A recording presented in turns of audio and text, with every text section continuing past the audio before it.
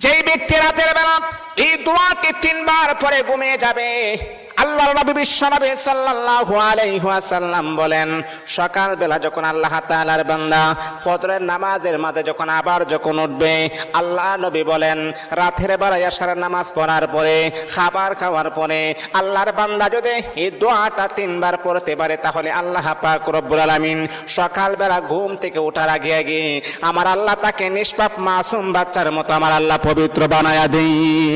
দোয়াটা সবাই আমরা জানি, আমরা সবাই কিন্তু দোয়াটা জানি, কিন্তু আমরা আমল করি না। দোয়াটা হলো আস্তাগফিরুল্লাহাল্লাযী লা ইলাহা ইল্লা হুয়াল হাইয়ুল কাইয়্যুম ওয়া আতুবু ইলাইহি লা হাওলা ওয়ালা কুওয়াতা ইল্লা বিল্লাহিল আলিয়্যিল আযীম।